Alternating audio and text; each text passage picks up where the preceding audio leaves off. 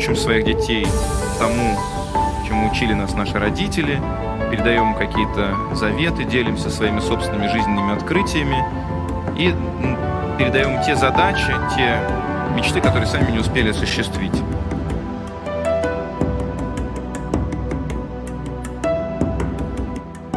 Поразительно.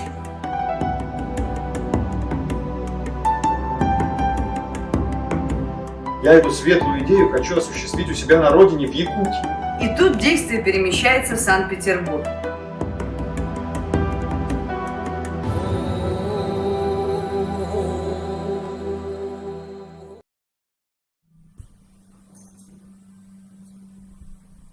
Доброго времени суток. Вас приветствует Якутск. Меня зовут Владислав Левочкин, и я люблю литературу так же, как любите ее вы. И мы продолжаем наши мастер-классы в рамках школы драматургов Арктики.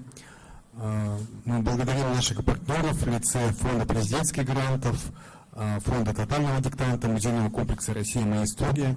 И наша школа посвящена памяти якутского драматурга, лауреата Большой литературной премии Василия Егоровича Хрысхала. И сегодня у нас в гостях журналист, драматург, писатель, лауреат многих специальных премий, и в том числе лауреат в качестве автора сценария Международного Московского кинофестиваля Семен Ермолаев. Давайте поприветствуем. И традиционно мы начинаем наш мастер-класс с погружения в текст.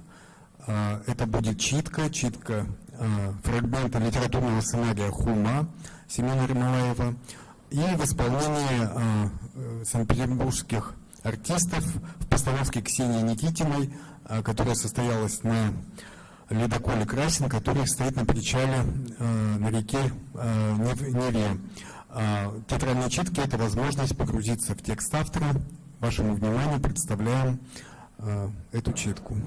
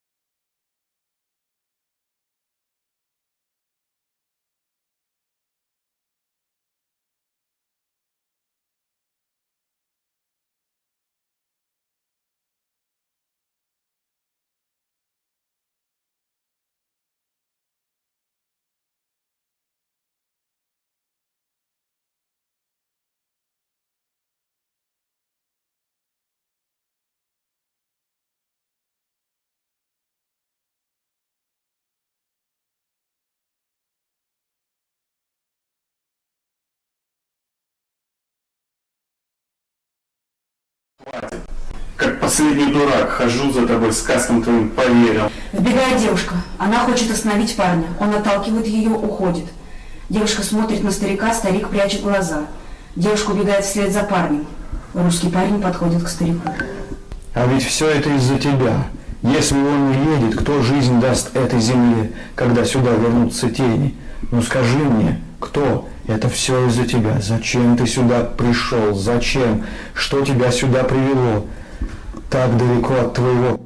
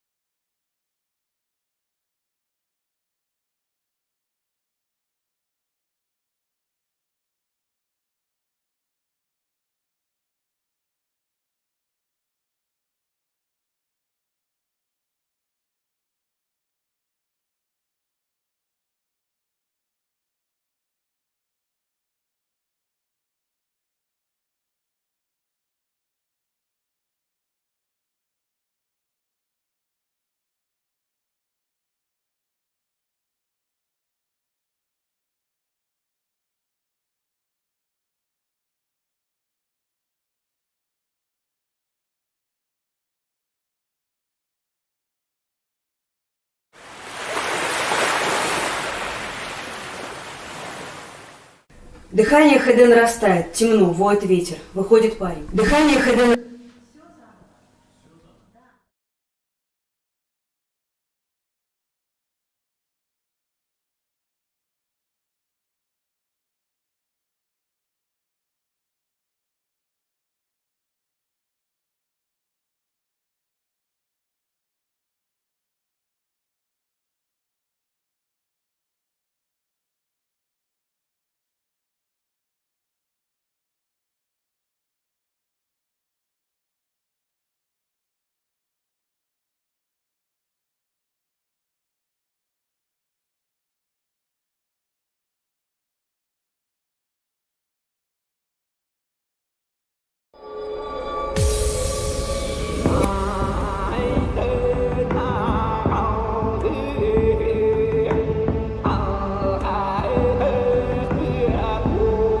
То есть мы учим своих детей тому, чему учили нас наши родители, передаем какие-то заветы, делимся своими собственными жизненными открытиями и передаем те задачи, те мечты, которые сами не успели осуществить.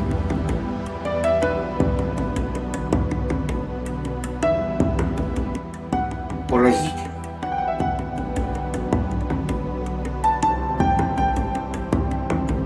Я эту светлую идею хочу осуществить у себя на родине, в Якутии. И тут действие перемещается в Санкт-Петербург.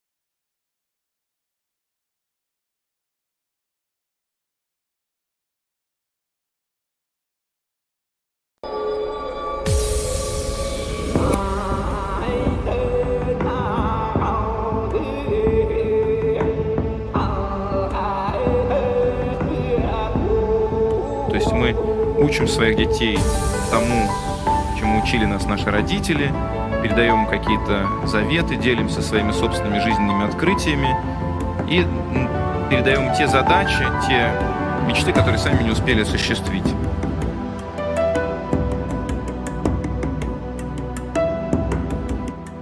Поразительно.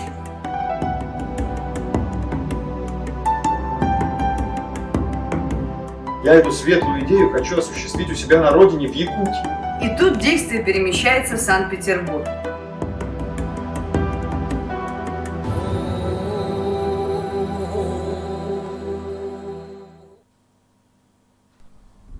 Доброе время суток. Меня зовут Владислав Левочкин. Я люблю литературу так же, как любите ее вы.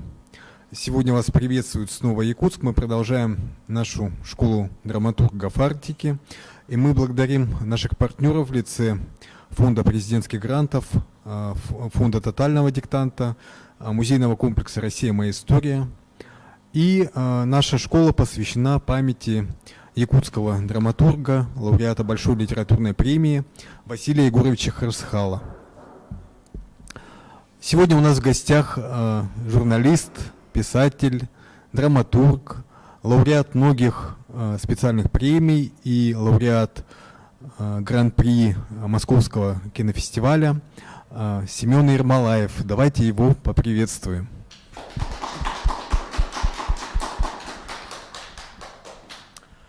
Традиционно мы начинаем наше знакомство с нашим гостем с погружения в его текст. Сейчас мы заслушаем читку фрагмента литературного сценария «Хума». И напоминаю о том, что в постановке Ксении Никитиной задействованы восходящие звезды петербургской сцены. Читки у нас производились на ледоколе «Красин», который стоит на приколе на реке Нева. Вашему вниманию.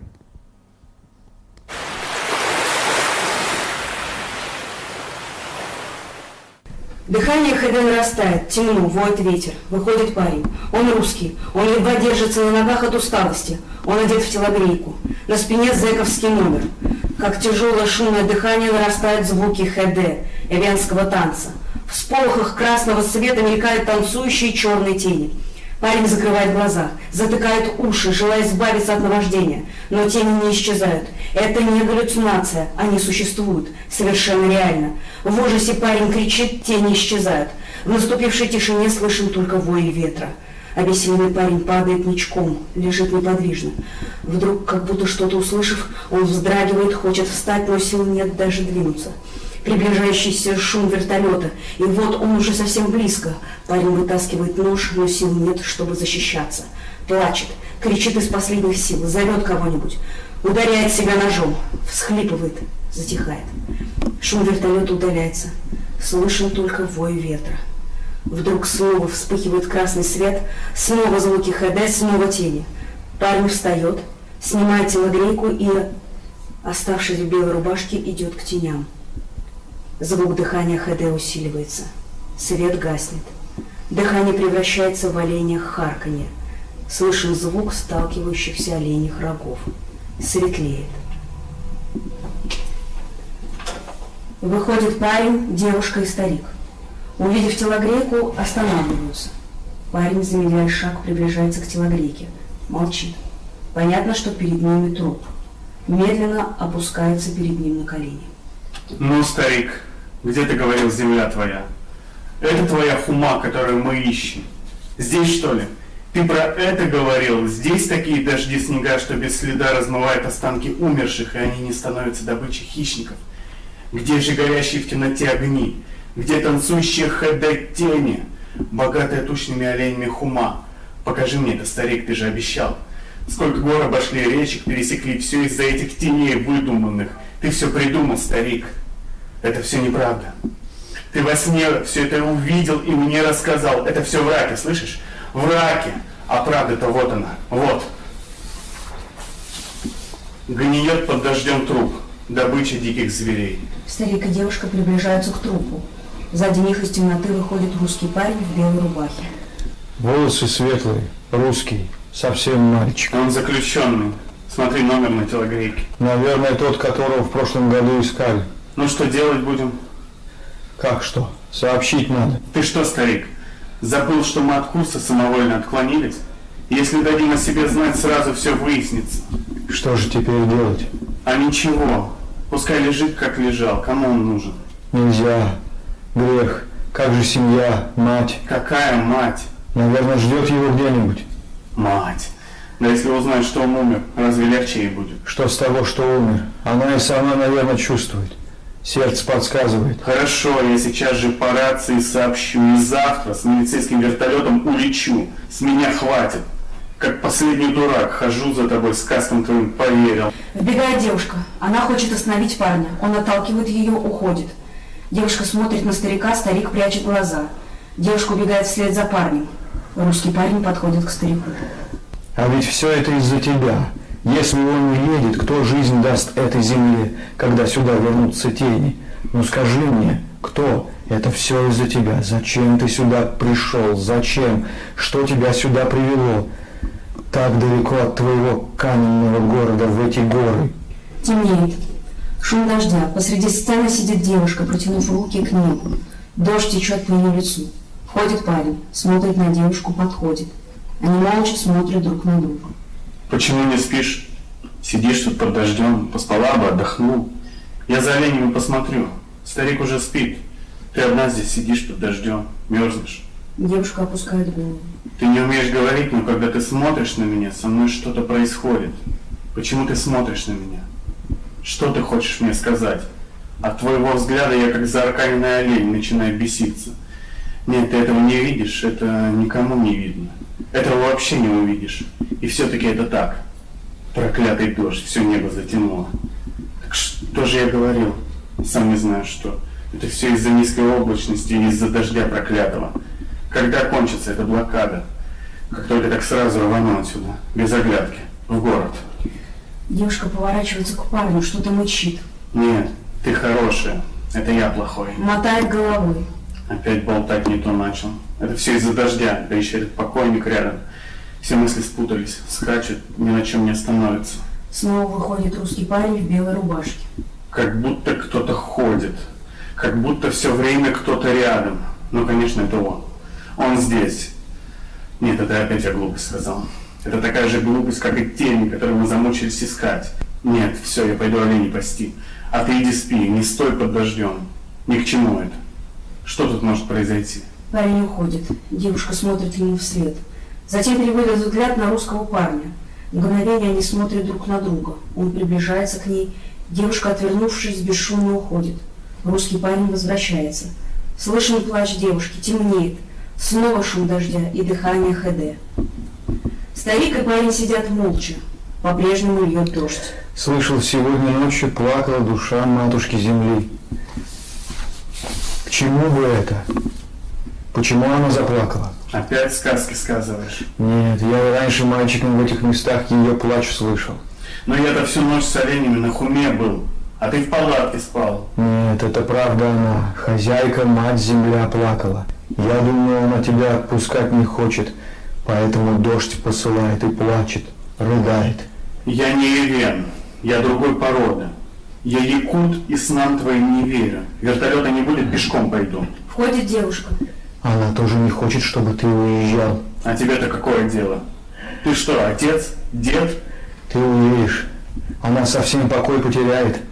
Она любит тебя. Ну и что теперь? Что мне делать? Я-то тут чем виноват? Мы не такие, как вы, якуты. Нас мало. Ты ей ребенка оставь. Хоть ребенка оставь. Ну, наконец-то. Теперь все ясно, а я-то, дурак, до сих пор хожу, ничего не понимаю. Вот для чего ты меня затащил сюда. Завлекал своими байками о тенях, о ХД, а сам как быка с коровой меня свести с ней хотел. Чего ж ты сразу мне не сказал, я бы с радостью, уже давно. Какие проблемы? Чего ходить-то столько? Да я хоть сейчас. Ну, иди сюда, иди. Парень кидается к девушке, обнимает ее. Девушка дает ему пощечину и с плачем убегает. Парень замер. Старик молчит. Нет, я с ума схожу. Мне бежать отсюда надо, понимаешь, старик? Мне отсюда бежать надо, я все понимаю, я не знаю, что еще может прийти мне в голову. Мало ли что, все что угодно могу сделать, я сам себя боюсь, ты слышишь, старик? Себя боюсь, все это дождь проклятый. Может, это всемирный потоп последнего тысячелетия? Потоп. Это было бы здорово. Никаких войн, лжи, обмана, только тени, пожалуй, из твоих снов на этой грешной земле и останутся. Но они-то пусть будут. Эй, Господи, пошли всю воду, что есть сюда, утопи все водами всемирного потопа последнего тысячелетия. Давай, давай, утопи. Парень кричит, подняв руки кверху. Льет дождь, темнеет. Нарастающие звуки ХД, пляшущие в красном свете тени. Шум дождя. Опять она плачет. Нет. Ты не слышишь, зато я слышу. Потоп этот, слезы ее. Может быть и так, старик. Да вот он, берег противоположный, а перейти на него мы вряд ли сможем. Там оленей-то с десяток осталось. Ну, как? А человек-то наш, Какой это еще человек? русский. Пусть лежит, где лежал. Нет, нельзя, его тоже переправить надо. Это невозможно, старик. Он покойник, мы не сможем, я понимаю, если бы он живой был. Но ты как хочешь, а он покойник. Нет, его тоже спасти надо. Я не пущу тебя. Ты что, умереть собрался? Утонуть хочешь? Отпусти, говорю. Задохлик, слабак. Ну иди, умирай. Хочешь, так умирай. При этом свете видно, как старик и парень переправляются через реку. Между ними русский парень. На сцене сидит девушка, подняв руки к небу. Потерпи, старик. Греби, греби, берег уже близко. Потоп. И в самом деле потоп. Чего я тут мучаюсь? Утонуть спокойно. Бог дал, Бог взял. Не болтай, старик. Тогда я что, купаться сюда полез, что ли? Немного осталось, держись. Смотри, видишь? Что? Тени красные. Это они. Они меня к себе зовут. Где? Ты с ума сходишь, здесь нет никаких теней, здесь только ты и я посреди реки. Этого нет, это глюки, понимаешь, старик? Глюки. Слышишь? Это они. ХД танцуют. Не слышу и слышать не хочу, это наше с тобой бешеное дыхание, слышно? Дыхание ХД усиливается. Держись, совсем мало осталось. Нет, я остаюсь. Они зовут меня. Там хорошо. Это мои люди. Я остаюсь. Нет, их нет, это бред, призраки. Сейчас будет берег, уже близко. Вот уже, держись, держись, все, берег, добрались. Тени тоже закричали, подняв руки. Вдруг становится тихо, все исчезает. На сцену, едва передвигая ноги, выходят старик и парень. Осторожно выносят телогрейку, кладут на землю. Обессиленные садятся рядом с девушкой. Старик, а мы ведь спасли его. Спасли. Мы его спасли. А ты не отпускал меня. Темнеет.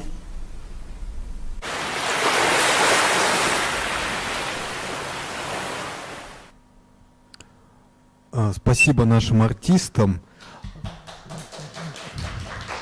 Ну, первый вопрос напрашивается вообще, почему именно этот фрагмент пьесы. Вообще, многие ваши пьесы были поставлены. Это, я понимаю, не один раз была поставлена. Вот недавно была постановка Сергея Потапова, да?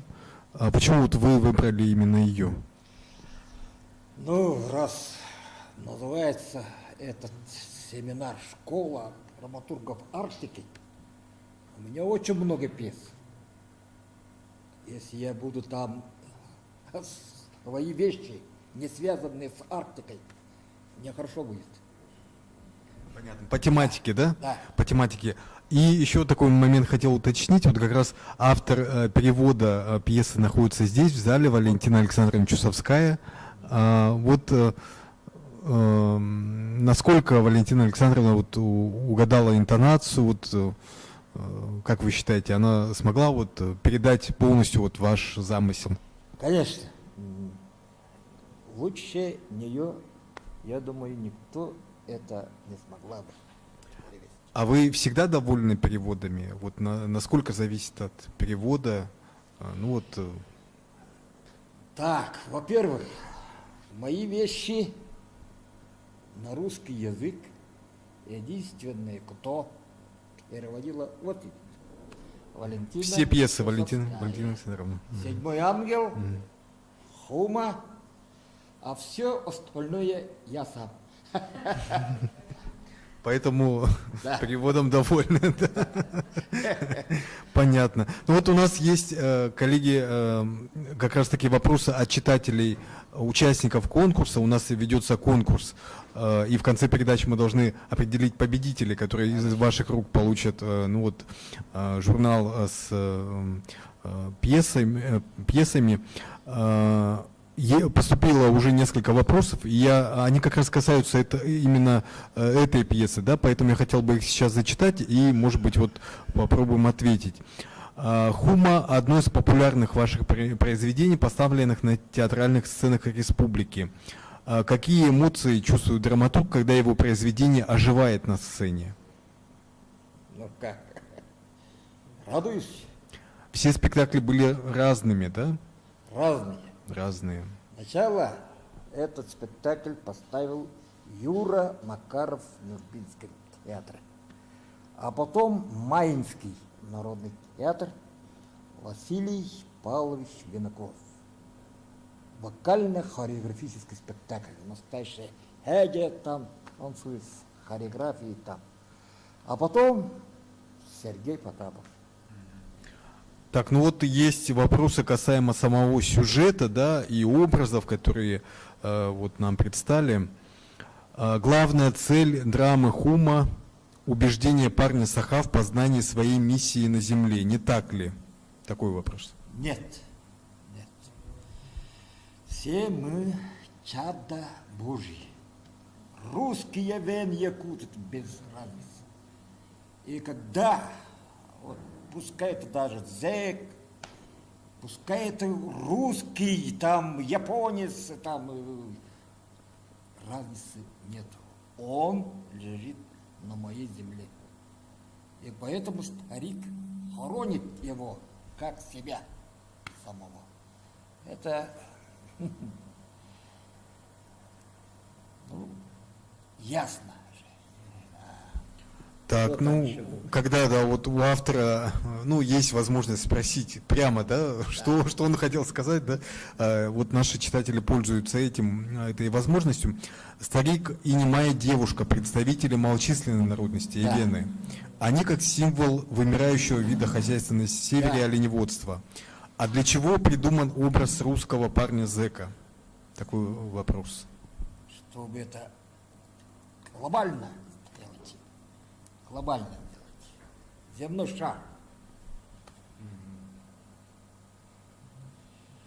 То есть влияние глобализации, Без русского да? Это просто якутско-эвенские простые разборки. Зачем там это?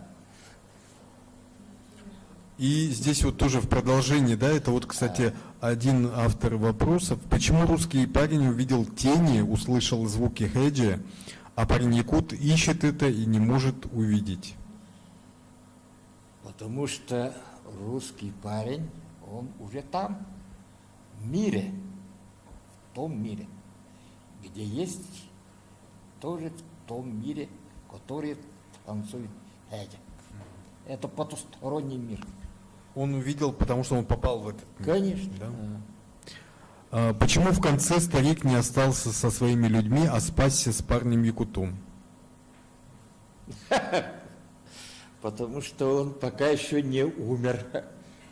Какие-то странные елки-палки вопросы. Прямые такие, да, можно сказать. Не.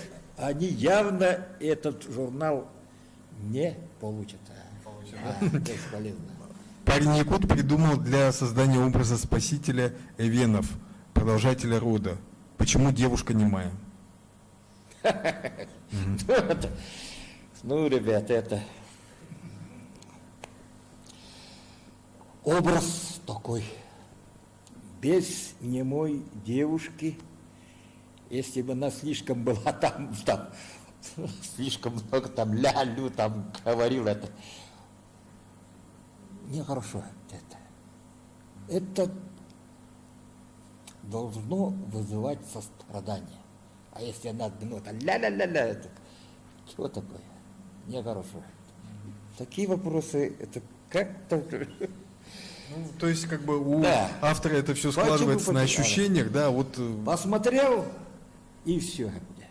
Скажи плохо, и иди. Хорошо, закончим с этими вопросами. Давайте приступим к нашему мастер-классу. Да, я думаю, что тема очень такая, ну, скажем, актуальная, интересная. Мистика, и сюрреализм, драматургии, да? Хорошо, пожалуйста. Ну, Вам я слово. сам очень такой, можно сказать, сюрреалист, мистик. Почему? Потому что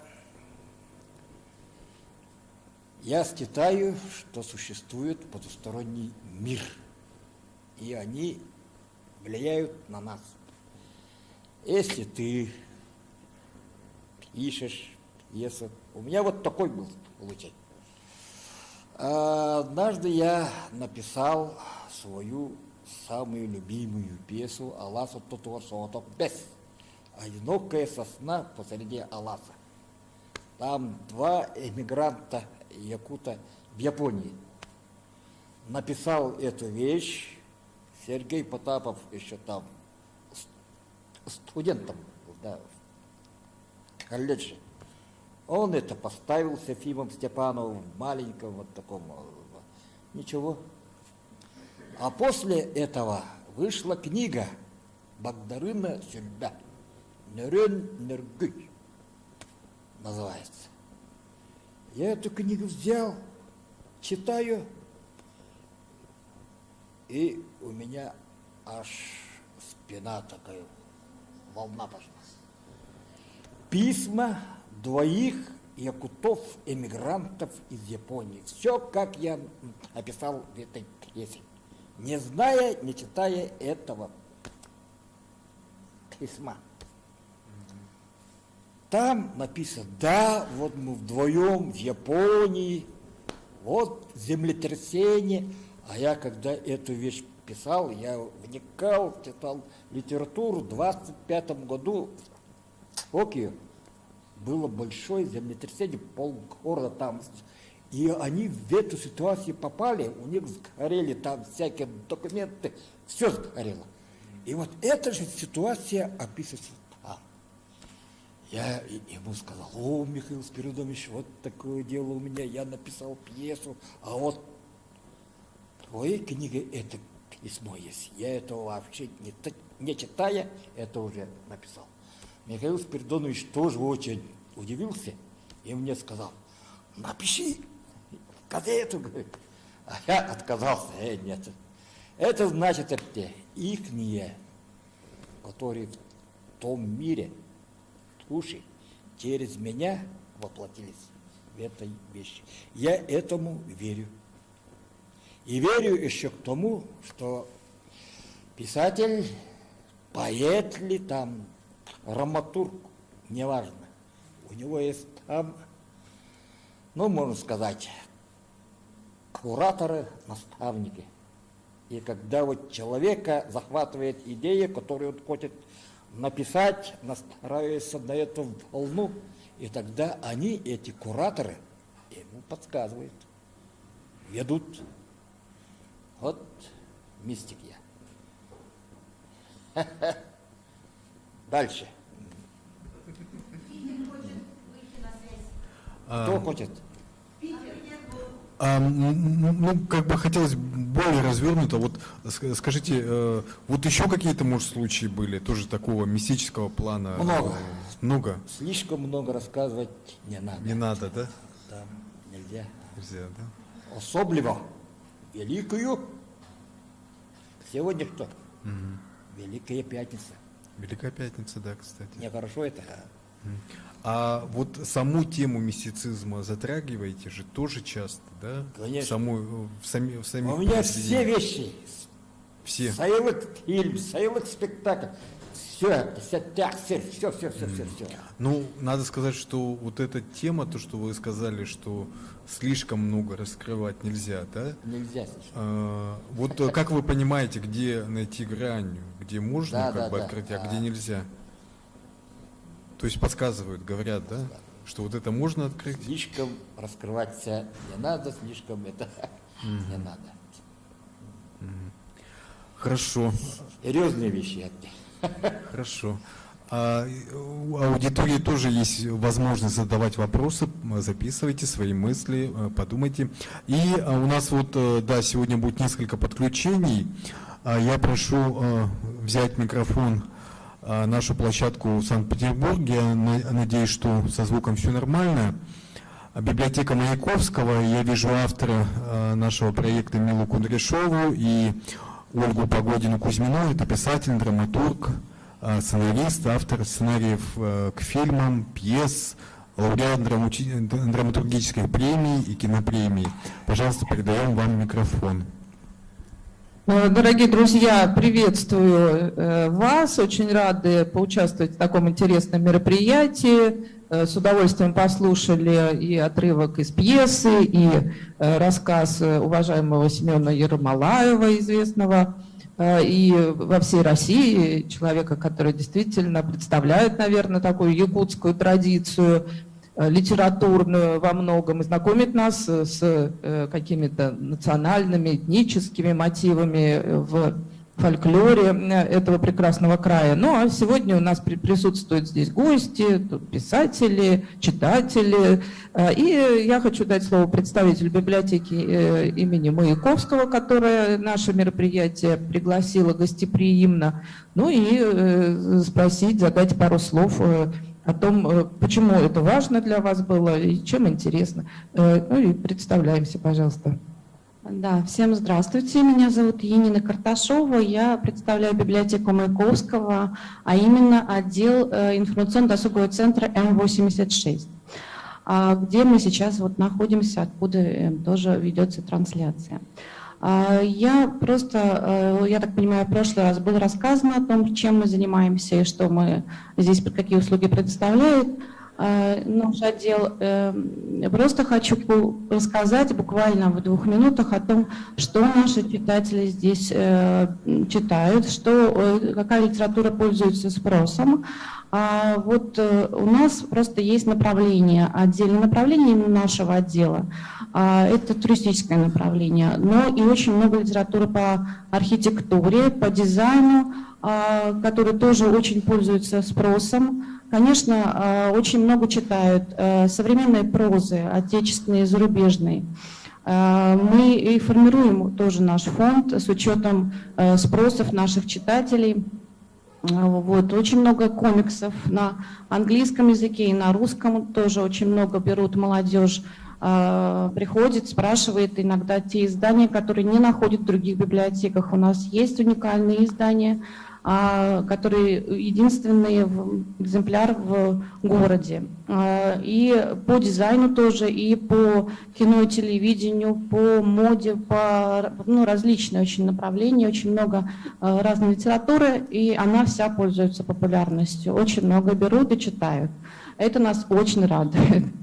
Вот. Ну, если говорить о туристическом направлении, мы знаем, что сейчас очень развивается внутренний туризм, и Якутия, конечно, одно из красивейших мест, в котором многие мечтают побывать. И я думаю, что, конечно, вы представляете какую-то линейку рассказа, да, книг, каких-то буклетов, материалов и о российских местах, краях и возможности путешествовать по нашей стране. Конечно, у нас в фонде есть много литературы именно по России и по направлению историческое, по истории нашей страны, и просто путеводители, да, которые из разных уголков у нас очень хорошая подборка путеводителей разных городов. А Якутия есть книги? Вот сразу как бы напрашивается вопрос. Есть про Якутию путеводитель. Вот, буквально недавно у нас поступил в фонд. Готовы более широко предстать в вашей библиотеке, поэтому давайте обсудим, может быть, какой-то совместный проект. У нас и кино очень активно развивается, есть, можем, допустим, кино. Рады будем, конечно. Спасибо. Мы очень любим участвовать в различных проектах и вообще за любое творчество, креативность и любые проекты. Мы, особенно если это связано с Россией, с историей, с литературой, Да, пожалуйста, конечно. Ну вот, спасибо большое. Видите, уже такой наладился контакт. Мы только рады. Да, и я конечно. думаю, что действительно какие-то материалы о Якутии, книги, какие-то издания местных авторов, писателей, драматургов вполне можно обменяться, да, такими печатными изданиями с библиотекой Маяковского, чтобы и петербургские читатели тоже прочли и Семена Ермолаева, и других авторов.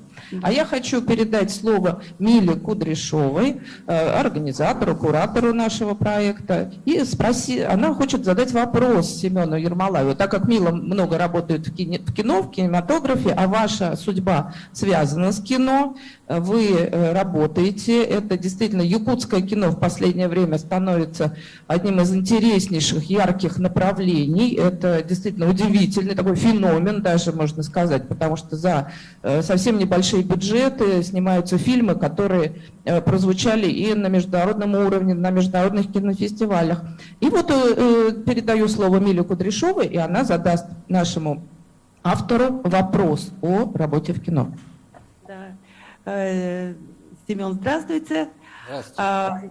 Да, здравствуйте. Я знаю, что вы один из тех, кто начинал якутскую волну, этот феномен, который существует сейчас.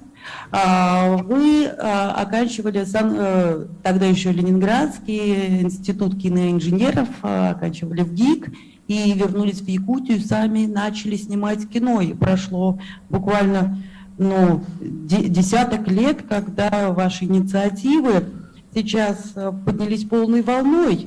Что для вас якутская волна, и тем более, что «Царь-птица» — это первый якутский фильм, который получил гран-при на Московском фестивале, и с него был именно старт.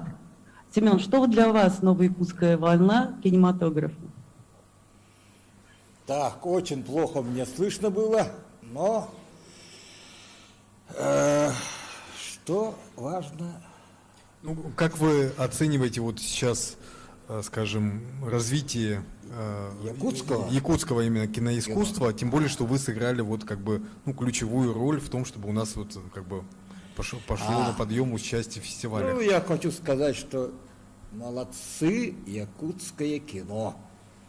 Ребята вообще молодцы, сейчас все снимают у нас художественные игровые фильмы, разные фильмы, это очень нужно.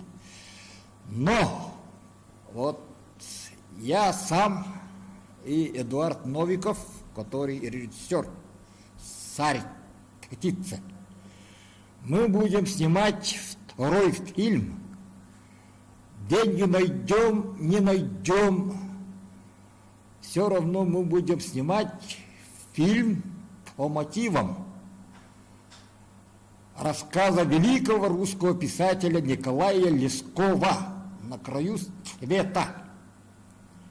Вот уже сценарий написан, ищем актеров, локации, и вот это наша самая большая цель.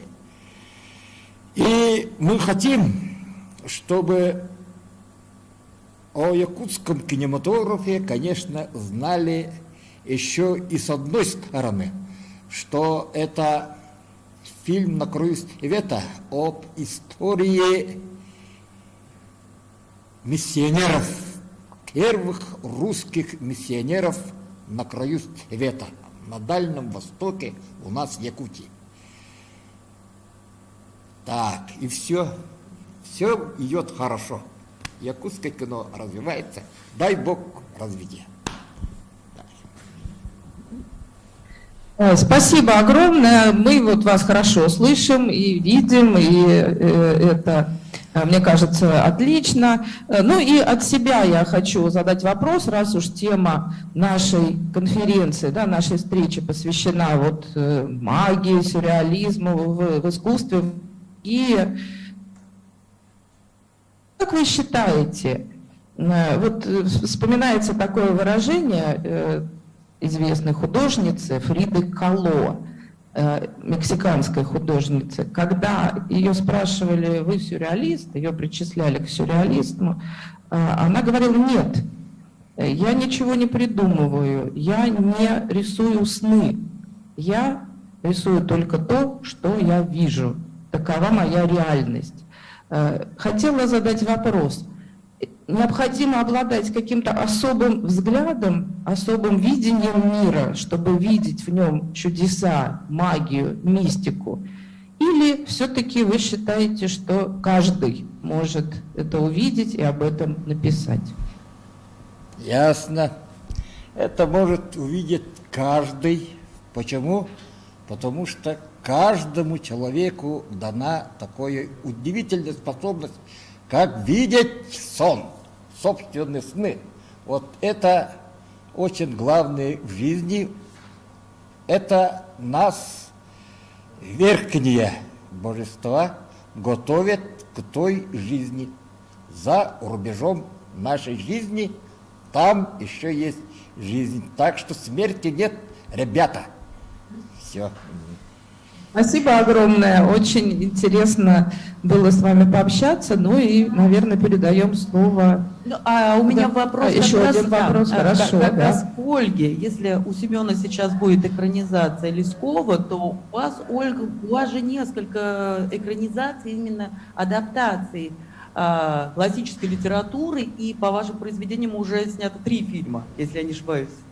У меня, по-моему, 7 полных метров, я как-то забываю считать. Ну да, я действительно с удовольствием работаю с классикой и очень рада услышать о том, что вы планируете снять фильм по произведению Лескова. Это замечательный писатель русский, действительно, я сама очень его люблю, его произведения.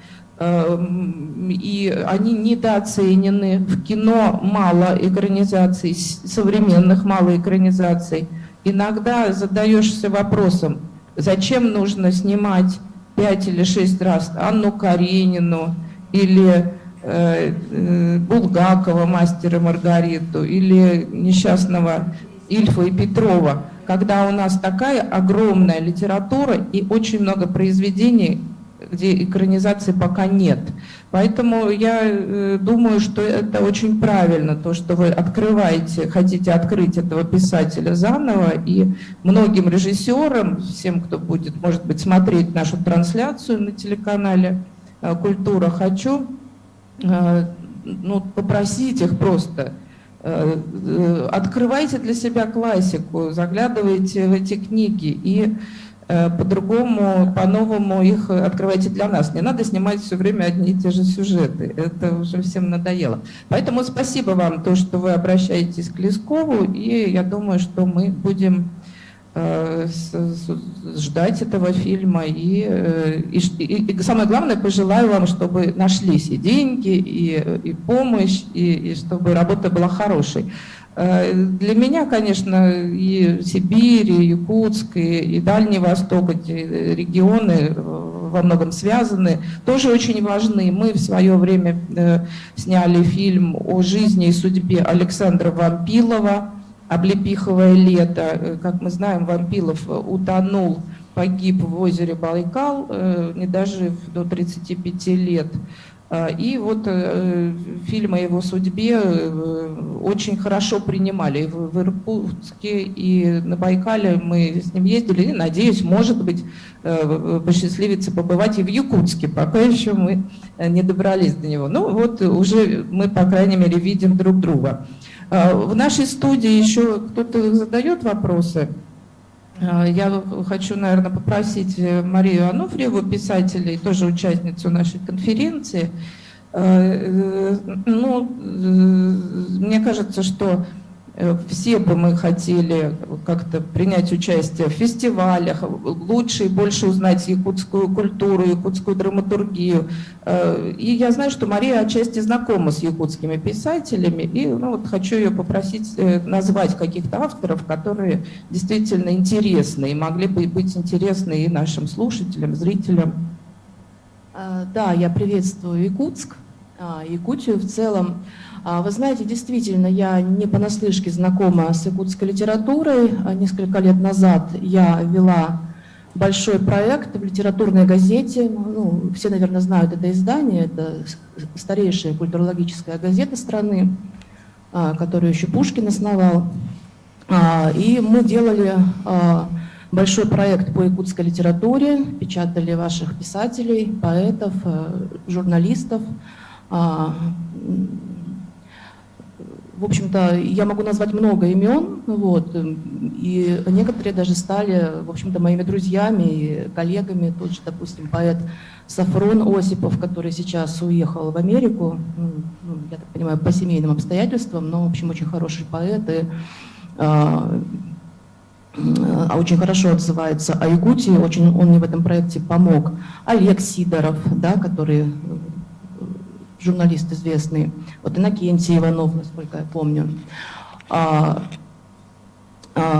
Также мы общались с якутскими регионами. Допустим, я знаю, что у вас выходит альманах «Вилюйские зори», где, значит, тоже публикуются писатели и поэты. Вот, поэтому я тоже, конечно, мечтаю побывать в Якутске и надеюсь, что наше сотрудничество литературное, в том числе, вот, продолжится. Спасибо большое. Еще у нас какие-то вопросы есть в нашей студии? Ну, я думаю, что мы можем вернуть микрофон Якутску и будем ждать следующего подключения после театра Нюрбинского.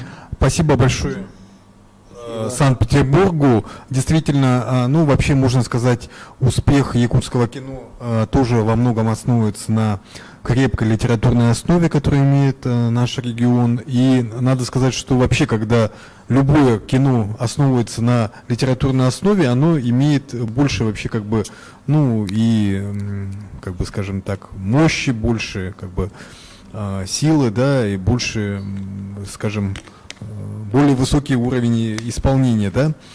Вот, кстати, у нас вот Нюрбинский театр тоже, вот я так понял, что был совместный проект с Ольгой Погодиной-Кузьминой у Нюрбинского театра. И давайте вот тогда перейдем к Нюрбе. У нас сейчас на подключении Нюрбинский театр.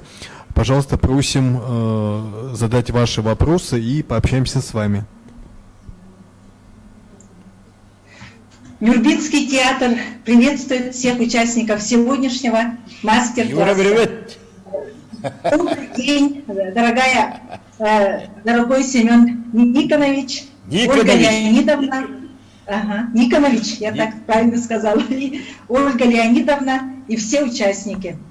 Да, вот в 2013 году наш театр поставил спектакль Ольги Леонидовны «Глиняная яма», режиссер Алексей Амбросьев и в переводе Кирилла Семенова на якутский язык. Спектакль зритель очень хорошо принял и много гастролировали с этим спектаклем. И нам очень приятно, что сегодня Ольга Леонидовна участвует в этом мастер-классе. И Семена, про спектакли Семена Ермолаева тоже вот сейчас так должна сказать или потом. Сейчас есть возможность пообщаться, мы потом уже к вам возвращаться не будем. Пожалуйста. В нашем театре по мотивам произведений Семена Никоновича поставлено всего 8 спектаклей. Сегодня вот участвует Юрий Макаров, так, заслуженные артисты Александра Кривогорницына, Борис Борисов, Людмила Васильева. Юрий Алексеевич поставил спектакли «Богом забытая земля» в 1995 году, «Свидетель» в 1996, «Кума» в 1998, «Пустые призраки» в 2003, «Тутугури» в 2009. А молодые режиссеры Алексей Амбросьев поставил спектакль «Куба. Любовь моя», «Без вести пропавший», это Денислам Тутаев в 2015 году, и Маргарита Васильева «Хлопок одной ладони». Я хочу показать фото спектаклей. Ага. Так, ой.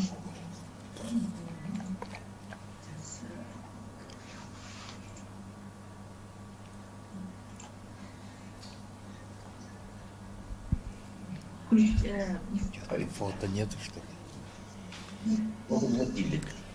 Пока нет фото, можно что-нибудь сказать? Сейчас.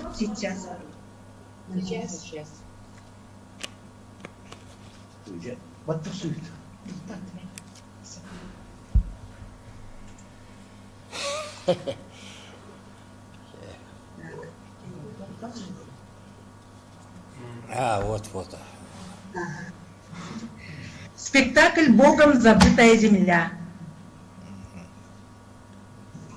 Тоже фото из спектакля «Богом забытая земля». Это сцена из спектакля «Свидетель». Тоже из спектакля «Свидетель». Спектакль «Пустые призраки» 2003 года. Ага. Валентина Николаева в роли Анны. Так, тоже спектакль «Пустые призраки». Артист Николай Никитин. Тоже в спектакле «Пустые призраки». Спектакль «Тутигури», артист Артур Евсеев в главной роли. Это фото из спектакля «Куба. Любовь моя». Артист Олег Конощук. И вот фото из спектакля «Хлопок одной ладони». Наш молодой режиссер Маргарита Васильева поставила в 2019 году. Угу.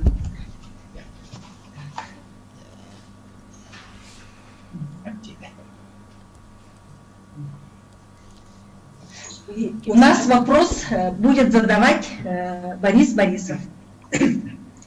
Здравствуйте, Семен Никонович. Здравствуйте, все участники. Семен Никонович, большой друг нашего театра. Вот из его спектаклей «Богом забытая земля» стал визитной карточкой нашего театра. И он участвовал в фестивале Польши, фестивале «Контакт» в Торуне в 96 году, в 97 в городах Франции, фестиваль «Пассаж», в 99-м в Балтийском доме получил приз за своеобразие художественного языка, приз жюри фестиваля. Так, Семен Николаевич, у меня к тебе вопрос.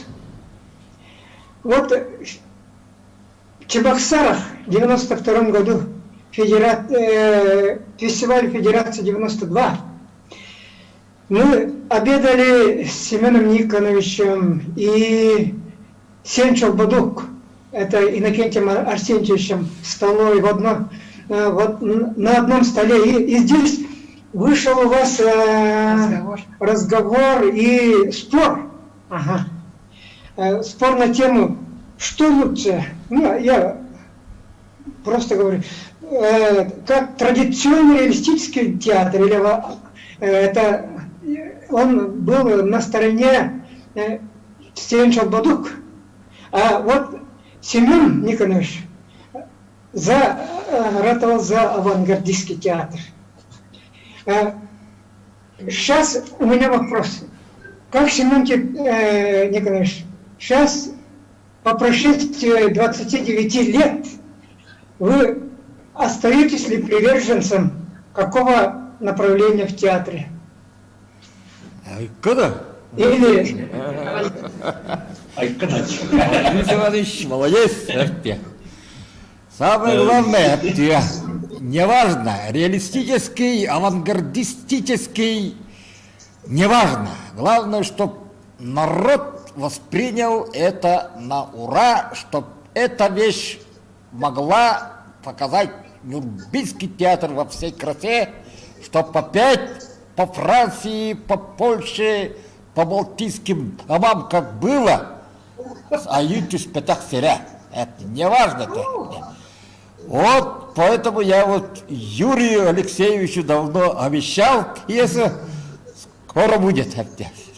Скоро выйдет. То есть критерий это все-таки фестивальность, да? А? Фестивальность критерий. Фестивальный надо, потому что Нюрнбергский театр уже давно не ездил во Францию, Польшу. Давно не ездил. Так ведь? Так, ну надеемся, да, пандемия позволит. Так, пожалуйста, Нюрнбергский театр, А еще где какие? закончится? Надо ехать. Еще какие вопросы? Спасибо большое Нюрнбергскому театру, да. Надеемся, что все задуманное сбудется. Вот хороший вопрос от тебя. Борису Вам уже Ивановичу. задают. Это пойдет. Да. Так, Борису Ивановичу. Был новым в театре. Да. Ага, кто поставил тоже для нас спектакли. Надеемся и ждем. Спасибо. Обещаю, Юрий Алексеевич.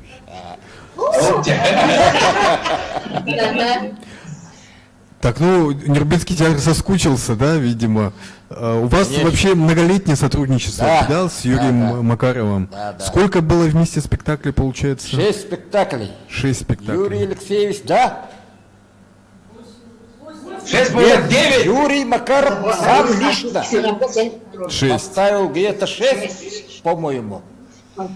И плюс еще там Алексей Мрачевский, Денислав, Маргарита Васильевна. Маргарита, да. Ага. Ну, вообще, вот на самом деле всегда интересно, да, как драматург находит вот своего режиссера, да, как режиссер находит своего драматурга. Вот как, допустим, у вас вот возникло сотрудничество, как вы познакомились, и сразу ли у вас взаимопонимание возникло, что схожие темы для вас актуальны? Да, вот Юрий Алексеевич, когда поставил спектакль от Улустан, он меня позвал. Я с кинооператором в Нюрбу поехал, все снял, показал, и там мы познакомились хорошо. Хотя мы с ним знакомы были еще с московских, я в Санкт-Петербурге учился, он в Москве. Но вот когда он ставил Оддилстан, мы там познакомились, потом поехало. Вот так. То есть у вас взаимопонимание сразу возникло, не было разногласий, не было... Какой? Нет, конечно. Нет, конечно, да? Нет, конечно. Ну как это, как вообще сотрудничество вот с Юрием Макаровым оцениваете, допустим? Так, он взял, я ему написал где-то на 5-6 страниц только текста. Он сказал, почему тут слов нету. Мало, да? Мало. Давай еще. Напиши слова. Я написал слова, а он сказал, почему так много написал. И поставил спектакль «Богом забытая земля», которая по Франции, в Польше, там, везде. Действительно, правильно говорю, визитная карточка Нюрнбергского театра. Вот. Надеюсь, что этот же спектакль, когда новое здание Нюрнбергского театра будет построено, что он этот спектакль восстановит и будет показывать. На это очень надеюсь. И как вы думаете, вот почему именно у вас, ну, как бы, такое взаимопонимание, общее, что у вас, как бы, общее, что это же важно, чтобы, опять же, у режиссера и драматурга совпадало, да, вот какое-то мироощущение, может быть, да, или... Конечно. Вот я посмотрел его спектакль «Оддилстан», мне еще у него очень много было спектаклей по Неустроеву. Очень хороший спектакль был. И сразу же мне стало ясно, что Юра – это большой режиссер. И поэтому я стал уже под него специально для Юры писать пьесы. Вот так. То есть вы изначально концепт обсуждаете, Да. общую какую тему, потом... Да. Угу. Я уже, вот так. И надо сказать, что это, ну, как бы, получается, современная драма, Если он, допустим, до этого пользовался там теми произведениями, которые в предыдущей эпохе были написаны, сейчас, когда вы вместе работали, у вас была возможность какие-то проблемы современности отображать, да? А с другими режиссерами как было? Вот с Андреем Савичем вы работали? Были постановки? Нет. Не было, По да? эстетическим Почему, как вы и думаете? этическим проблемам у нас разногласия. Почему?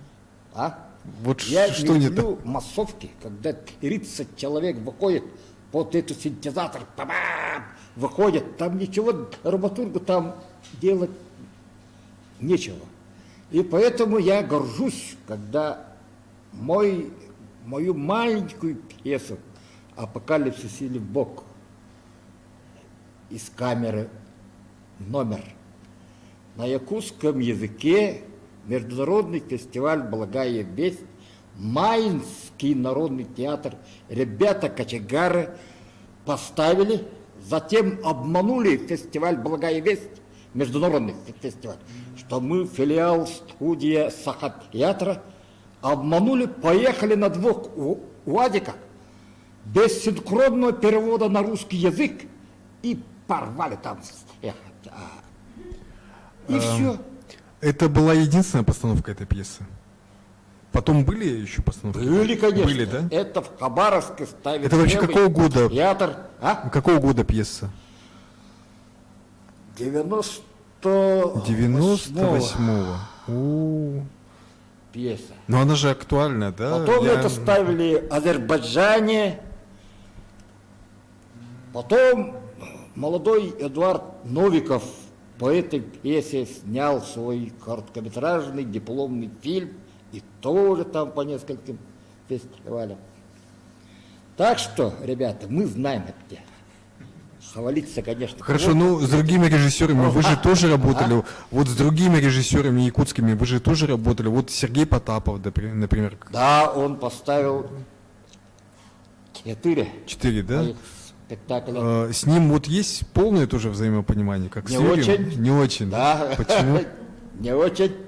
Но он молодой, талантливый человек, ему больше Шекспир там, а мне его мироощущение не очень-то нравится. Да, все врут, там насилие показывают, там кровь течет рекой. Мне это вообще у меня есть свои принципы, вот такого не должно быть. Я думаю, что он, конечно, умный человек,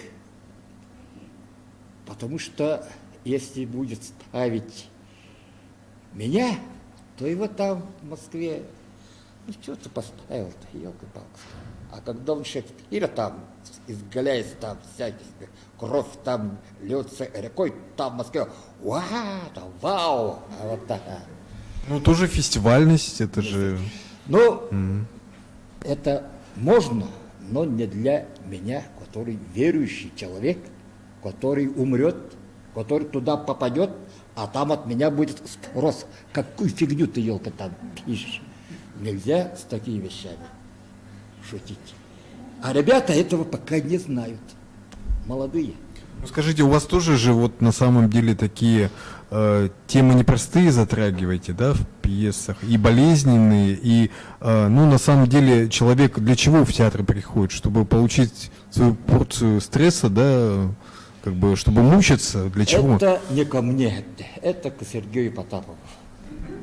Мне это абсолютно вот. Народ смотрит, не смотрит, пофиг это.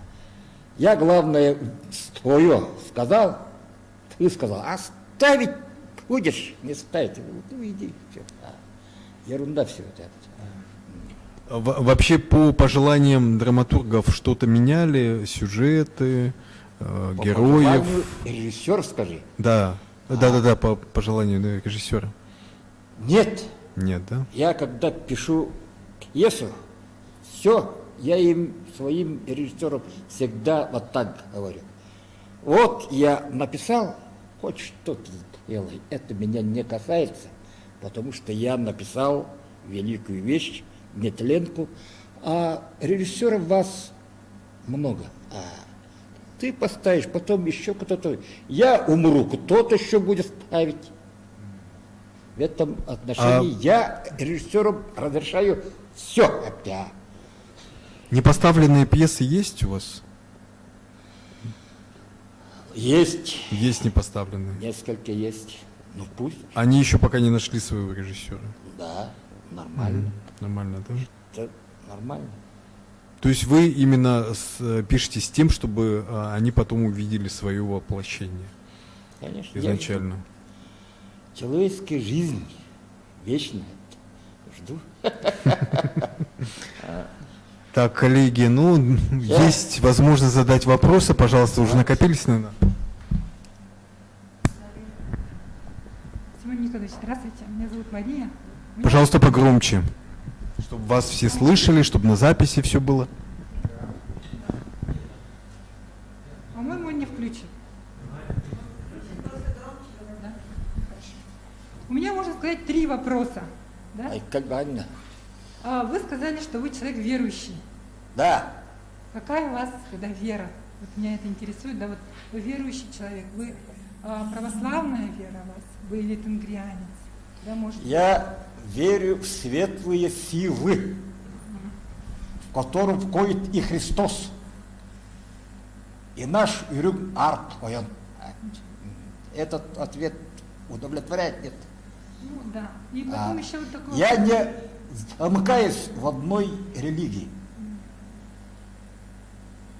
Дальше. А вот меня интересует еще, вот как вы относитесь к такому явлению, да, как Устюмсю? Как? Устюмсю. Не понял. Устюмсю. Устюмсю, да? Очень хорошо. Очень хорошо. И как вы думаете, если у женщин, да, и в Якутии, может ли быть такая организация, как вы думаете, да? И какая эмоция якутской женщины вот для вас важна? Как вы бы, какая эмоция характеризует якутскую женщину? Эмоция, да. Да, именно эмоция какая? Эмоция, да. Да. Для вас важна какая эмоция якутской женщины? Которая описала бы ее, да, и она как бы более доминирует в вашем понимании. В моих спектаклях женщина сострадает. Сострадание. Все. То есть это больше не совсем радостная женщина, да? Это женщина, которая страдает, радостная да? женщина. Страдает или сострадает? Радостные женщины так у нас полно. Драматургия. Радуется, да пусть радуется, но самое главное, чтобы женщина сострадала. И вот последний вопрос, да? Считается, что в Якутии в основном люди визуалы. Вот вы как драматург, как писатель, что для вас важно, больше картинка или звук? Вот больше вы визуал или все-таки для вас, ну, или аудио? Визуал, конечно, как это? Больше. Звук. Визуал. Больше картинка, значит, для вас тоже, да? Конечно, картинка. Это и кино, и театр, это... То есть вы мыслите картинами? Визуально, конечно. Хорошо, спасибо большое. Семен Николаевич, вот у меня такой вопрос, уже именно вам я хотел его задать. Вот скажите, пожалуйста, как вы относитесь вообще в драматургических произведениях к нецензурной лексике?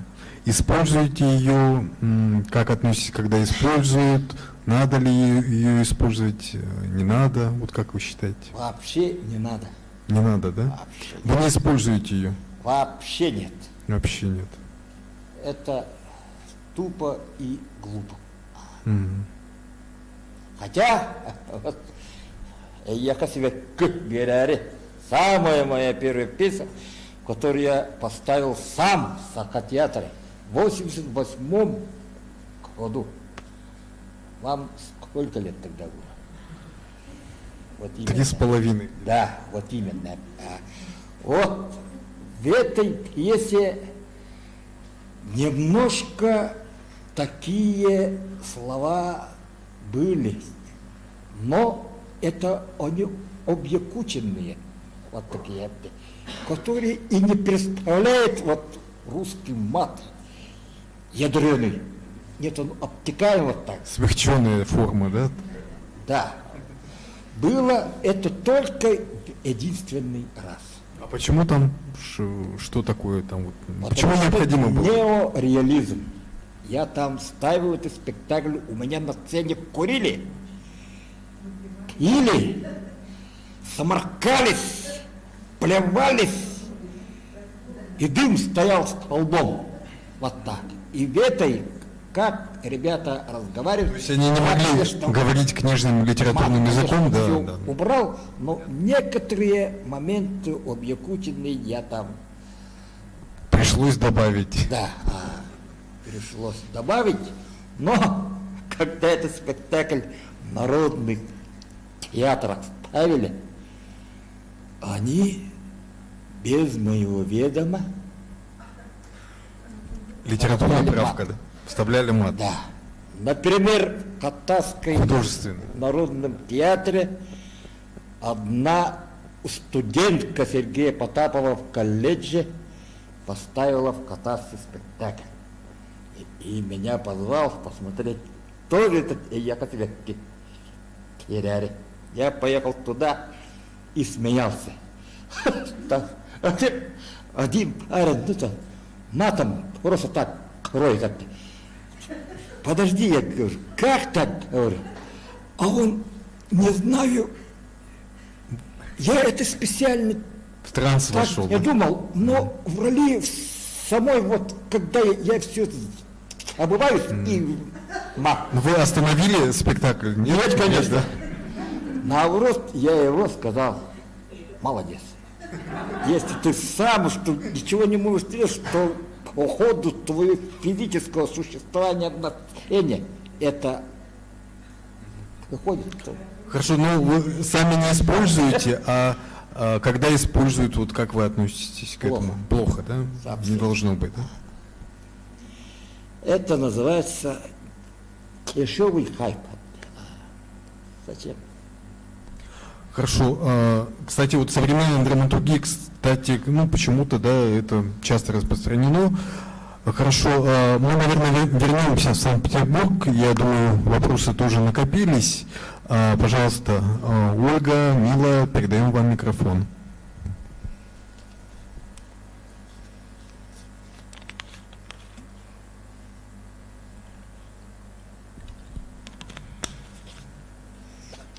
Необходимо включить звук, мы пока ничего не слышим. Включились, да? Все, слышите? Сейчас есть. Ага, спасибо большое, Владислав, за ваш вопрос. Нецензурную лексику очень нас повеселил, и мне кажется, такой вопрос, он все время обсуждается в литературе. Я вот много лет разные обсуждения слышала, то нужен мат на сцене, то не нужен мат на сцене. Но в любом случае каждый автор это решает для себя, а самое главное, зритель потом определяет, он уже голосует, да, ногами, или он уходит из зала, или он остается. Мне кажется, что замечательный Семен Никодорович, актер еще вдобавок, он вот так живо все это рассказывал, смешно, интересно. Скажите, пожалуйста, у вас есть актерский опыт? Вас приглашали играть в своих пьесах или кино? Нет, конечно.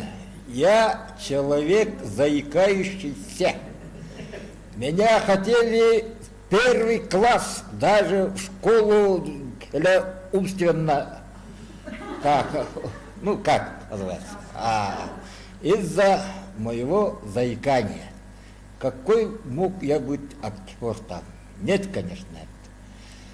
Но из-за того, что проблема была с речью, с заиканием, приходилось включать разные жесты, мимику. Это, конечно, есть. Ну, может быть, после этой передачи у нас, человек, да. После этого мастер-класса может появиться предложение на федеральном уровне. Мне кажется, это хорошая идея. Действительно, нужно снять обязательно Семена Никоноровича где-нибудь в фильме. Он очень бы органично смотрелся. Это, я думаю, отметили все. Ну, а у нас у студии появились вопросы. Я думаю, что участники нашей дискуссии попросим молодежь подключиться и задать вопрос Семену Ермолаеву, драматургу из Якутска.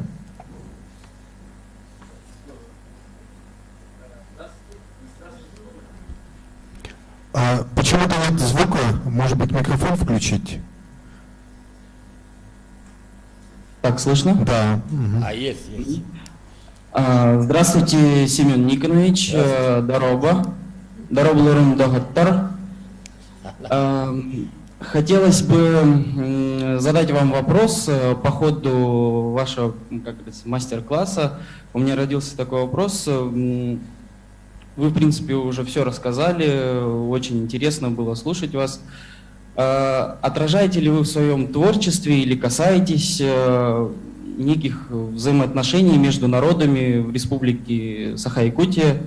То есть это как народы коренные, малочисленные, приезжих. Я сам аспирант Института народов Севера, Макаров Иван. Спасибо большое. Вопрос, как я понимаю, формулируется, отражены ли в творчестве Семена Ермолаева взаимоотношения внутри, этого сообщества многонационального. Обязательно. Обязательно. Вот хума, который вот здесь. Эта хума написана на якутском языке с некоторыми вкраплениями эвенского языка. Там, когда старик хоронит русского на своей земле, он говорит на эвенском языке. Киносценарий, который по мотивам «На краю света» я написал на русском, якутском и эвенском языке идет. Фильм вот так. Аутентичный фильм. Вот так. Конечно, обязательно. Спасибо большое. Мне кажется, это очень важно, потому что страна наша многонациональная, страна наша богата культурными традициями. И вот когда слышишь, в каких разных регионах ставились пьесы Семена Никоновича, очень, конечно, по-доброму так об этом думаешь. Хорошо, что люди до сих пор имеют возможность узнавать о культуре, о жизни друг друга. Вот даже в Азербайджане, в Прибалтике, в каких-то других регионах, которые уже стали самостоятельными странами, но по-прежнему остаются все-таки и каким-то общим пространством общей культуры, единого пространства. Вот у нас есть здесь и просто читатель, зритель. Представьтесь, пожалуйста, и вы хотели задать вопрос Семену Ермолаеву. Здравствуйте, меня зовут Татьяна. Я хотела задать такой вопрос. Вот вы человек уже, скажем, опытный, и у вас за вашей спиной очень уже прожитые годы. И я хотела задать вот такой вопрос. У вас должна быть мечта, как у любого человека, но так как вы драматург, писатель, сценарист, и так же, как у Льва Толстого, у него тоже была мечта, он ее осуществил. Он написал большую трилогию «Война и мир». Может быть, у вас тоже в задумках есть именно такое, написать глобальный какой-то большой, может быть, даже не в 3, а может быть, в 5 частях роман. И, естественно, его поставить в кино, в театре. Потому что у нас пьесы, это понятно, они как бы, пьеса есть пьеса, а когда уже ты смотришь именно такого масштаба, произведения такого масштаба, конечно, запоминается надолго, может быть, даже на всю жизнь. Вот спасибо, пожалуйста. Вот такой вопрос у меня. Спасибо за вопрос. Ну вот, есть ли мечта написать крупное, большое, значимое произведение? Есть, конечно, есть. Хочется написать, но как получится, это есть мечта. Но не скажем, да? Но пока не скажем. Пока не разрешили силу, да? Будем ждать. Ну, будем ждать. Конечно, это, мне кажется, вполне по силам и масштаб художественного осмысления мира. И действительно, опыт жизненный дает нам возможность поделиться им в литературе, в прозе. Ну, будем ждать. Да. И, я думаю, все думаю, писатели что... тоже поняли, ну вот, скажем, в чем смысл, да, поскольку, ну, не всегда хочется раскрывать свои задумки, есть страх перед тем, осуществятся они или нет, да, и как бы волнуешься за них, переживаешь. И, конечно, у Семена Ермолаева есть, наверное, такая возможность не отвечать на этот вопрос. Спасибо Петербургу, и, наверное, мы переходим в нашу студию, да, если нет больше вопросов. Задать еще один последний вопрос, да, который опять касался кино и участие Семена в кино. Дело в том, что помимо того, что Семен драматург, он все-таки еще и режиссер, он делает небольшие фильмы и, как я думаю, знаю, сам монтирует. Можно открыть небольшую завесу тайны, пусть они телевизионные, но они авторские и ваши. Что это был за проект и над чем вы работаете сейчас? Ну, я снимаю сейчас как режиссер, как кинооператор, монтажер. В одном лице я снимаю маленькие короткометражные фильмы. Очень это люблю и еще будем снимать. В плане еще несколько фильмов, да. Сам в единственном лице. Мне... Такой монофильм получается. Да, мне с этими фильмами не надо ни на какие кинофестивали, не надо куда-то. Мне самое главное, чтобы там, в том мире, когда будет совет, когда меня будут там, ох ты, молодец, ты плохой сам человек, в тебе грехов много, но ты снял вот этот фильм, маленький фильм. То есть зарабатываете на будущую жизнь, да? Давай туда, иди там, рай написано, открывайся, я туда вхожу, и все. А где можно увидеть? Это на телевидении, на НВК Саха, в нашем канале, да? Есть, да? Да. Ну вот, недавно я снял «Августит». Короткий метр, 25 минут. Вот это я сам все снимал. Афанасий Федоров в главной роли. Вот. За 2 дня сняли. И с котами. И все. Мне вот этот фильм очень нравится. Мне не надо, чтобы там... Все равно я не найду никаких на это средств. А я не хочу, чтобы мое время уходило на поиски там всяких денег. Пожалуйста, деньги дай, пожалуйста, деньги. Так, ну хорошо, Мила, это шанс тоже, такая возможность, и осуществляли вы ее. Сказал, в 1988 году я первую пьесу поставил как режиссер Саха театра. Потом на всю жизнь отказался. Один только опыт был, да? Один только опыт был, да? Один опыт. Это надо ждать. Электрика нет, блядь. Где электрик? Нету там.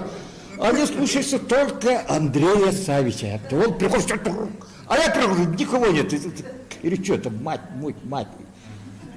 То есть, ну как бы, негативный организационный опыт, да? Да. Ага. Тяжелая работа. Вообще это должны быть разные люди, которые пишут пьесу и которые ставят. Хотя, если сейчас в Нерюнгере Петя Скрябин может меня, он, кстати, у него, по-моему, даже в Республике Саха больше всех спектаклей по моим вещам. И все они были по фестивалям разного уровня. В Санкт-Петербурге, кстати, мои спектакли были показаны на разного рода фестивалях 5 раз в Санкт-Петербурге. Вот. А 3 спектакля — это его спектакль, Скрябина. Вот если Скрябин меня позовет и скажет: слушай, мне там, давай ты сам напиши, давай ты сам поставь. поставь, я с радостью к ним поеду, поставлю. Но не здесь, не в Не Якутске, здесь. да? Тут, Понятно. То есть, в принципе, как бы это такие тоже перспективы для творческого развития. Это возможно, когда человек сам пишет и сам ставит, да? Конечно. Но вы, это опять же, ну, как бы в помощь то, что вы имеете образование профессиональное, именно как драматург. Да. Опять же... Подожди, я в ВГИКе учился, но не окончил. Но у меня есть учитель Михаил Васильевич Ячковский-Кольбе, писатель. Вот он повстречался на моем пути, и он главный мой учитель, наставник. Вот. Благодаря ему я стал тем, что я сейчас вот с вами сижу. Это мой учитель, наставник. Его слово для меня всегда важно. Во ВГИКе я не ходил вообще. Там какую-то лекцию, ерунду там, лялю. Все тупо и глупо. А вот пойду, и Миша там немножко пиво пьем, вино пьем, разговариваем. Вот это лучше всего.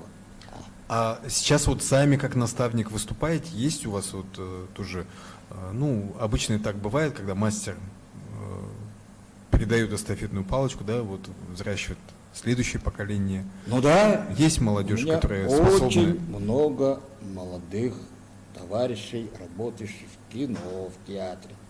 Есть. Мастер называется. То есть профессиональное образование, оно, вы считаете, не нужно, да? Нет. Когда говорят: вот, я в ГИК закончил, там в ГИК, тут написано, это все ерунда. Главное желание у человека, и все. И все. То есть, в принципе, барьеров нет для развития в искусстве, да? Ничего нет. С другой стороны, ну, не знаю, как бы кажется... Яркое свидетельство наши ребята. Степа Курнашов, Дмитрий Давыдов. Вот. Молодцы. Ну, это... Их очень много. Много, таких да? Талантливых ребят. Они имеют желание, они учатся, они смотрят фильмы, они читают книги. Какой еще им нужен книг? А? Чтобы они там учились, чтобы там за продюсерами бегать, тыры-пыры, там всякие. Они честно идут вперед. А ВГИК это не лучшее, это который в ВГИК. Да ну. Я и не стал заканчивать это. Правда, это было 90-е годы, зарплаты не выдавали. Меня на сессию, когда я хотел в 5-й курс поехать, нету денег, ну я и плюнул, не жалею. Так, ну что ж, друзья, не так много времени осталось. Пожалуйста, вставайте, подходите к микрофону, задавайте свои вопросы.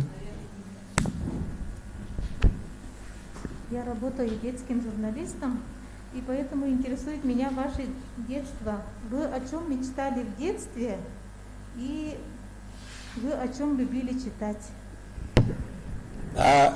Я мечтал стать действительно писателем.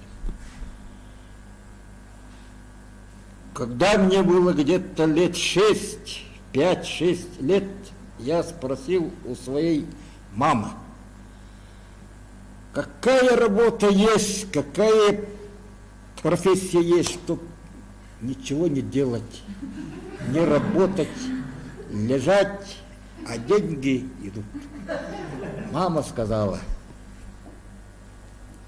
писатель. Мама кем работала? Сельская учительница. И все. Литература, наверное, да?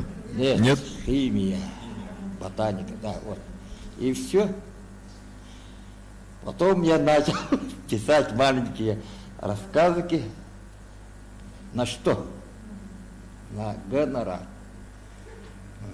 Там, рубль, там. Вот. Вот так. Это было.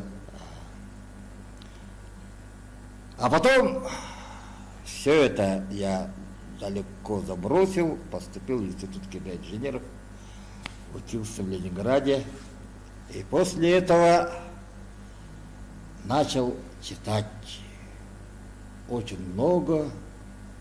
А у вас же был такой интересный выбор профессии, да, когда вы просто, ну, как бы из технической сферы, можно сказать, случайно пришли впервые в театр, да? Это был спектакль Андрея Савича. Да, главный голубой берег мой. Из-за этого я все свои рассказы, которые я писал очень много, рассказы такие мои были, но которые в Котугу-Сулус я относил, никто меня не печатал. Хороший рассказ, но тыр-пыр-пыр-пыр, отговорка. Но потом эти же рассказы стали основами моих вещей уже на сцене. Вот и «Якобсовая империя» это был рассказ, ну вот так.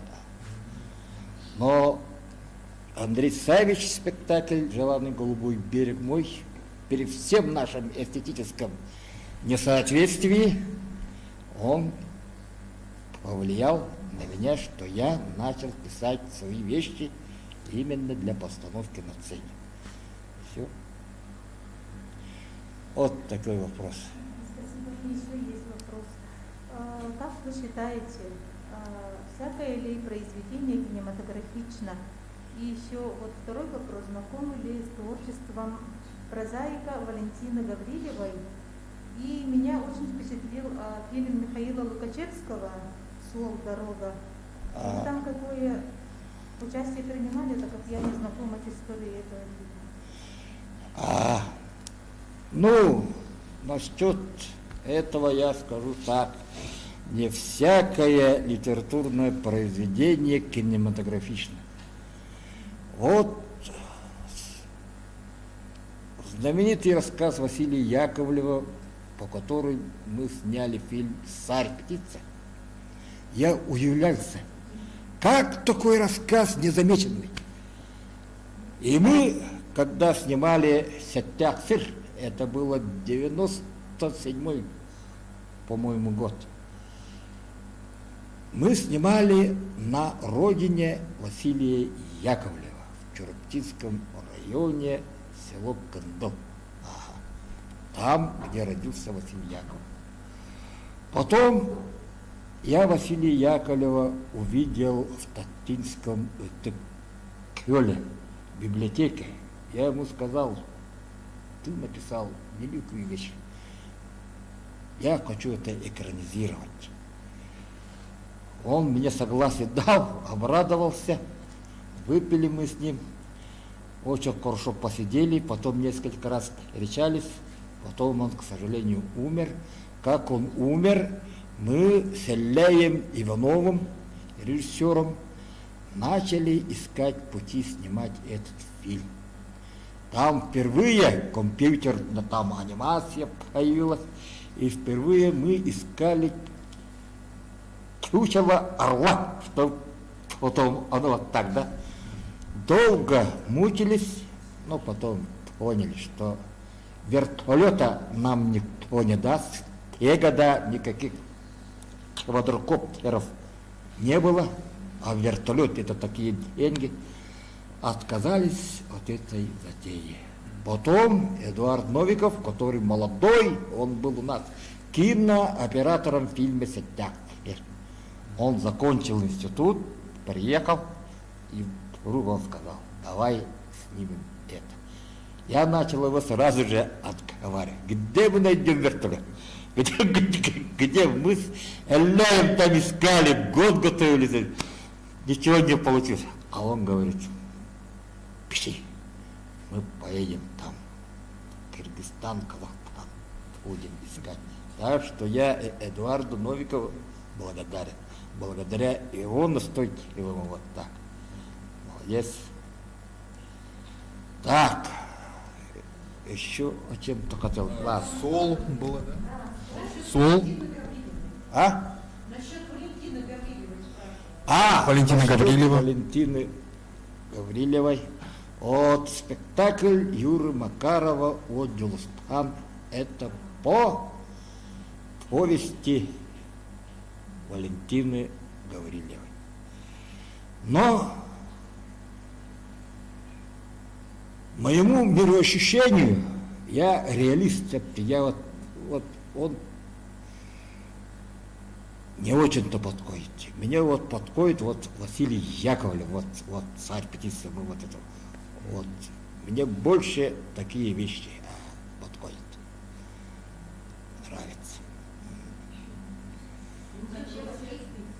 Лукачевский сол. Лукачевский сол — это о моей пьесе «Сволготова на Ассерда». Ну, мне там фильм не понравился. Да, он слишком там артхаус, там противогазами там. У вас не так было, да? А? У вас не так Конечно, было, да? нет. Все было проще. Зауми, это он хотел казаться умным, чтобы там на фестивале, там где-то в Москве, Петербурге, его похвалили, и это ему удалось. Там в нескольких фестивалях он этого фильма получил там всякие там, да?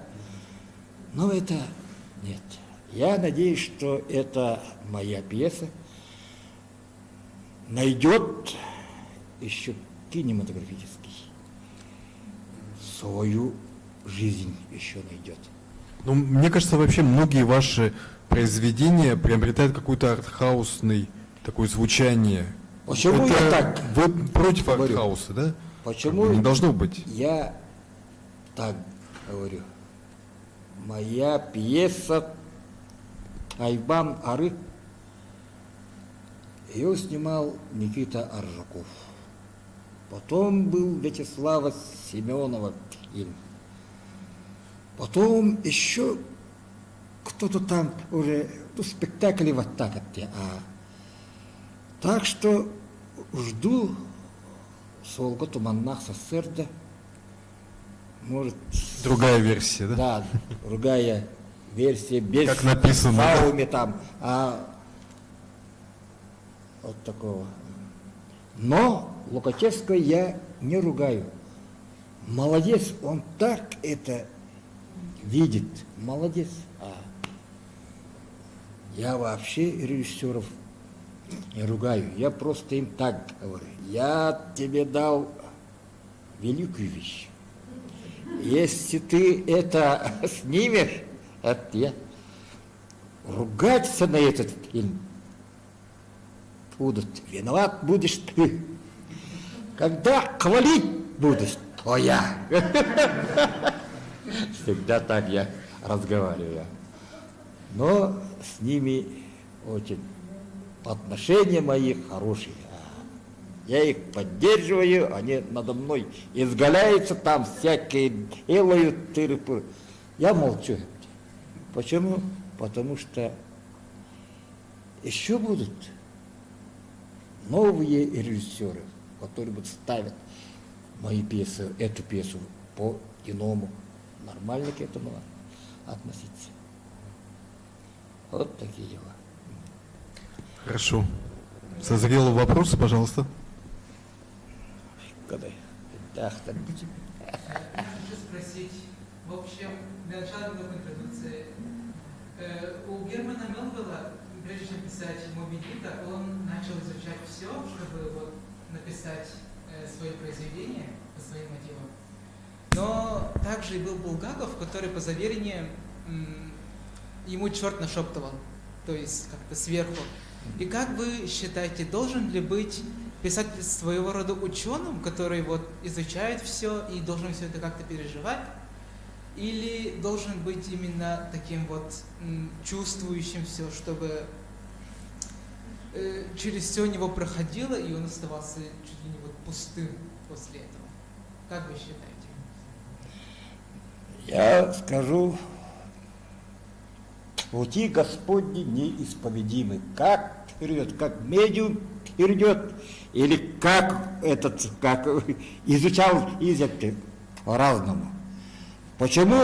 Потому что я сам с 4 класса на сенокосе работал, кочегарил, и все мои вещи, первый фильм «Охоном» с Афанасием Федоровым в 1987 году снимали в моем родном поселке, в моей родной кочегарке, и он играл кочегара. Если бы я не кочегарил, я бы этот сценарий бы не написал. А если бы я с 4 класса на сенокосы не ходил, 40 градусов жара, машкара, маленький мальчик, я бы не писал бы «Сердях Джон Куранка Танарда». Ну вот так.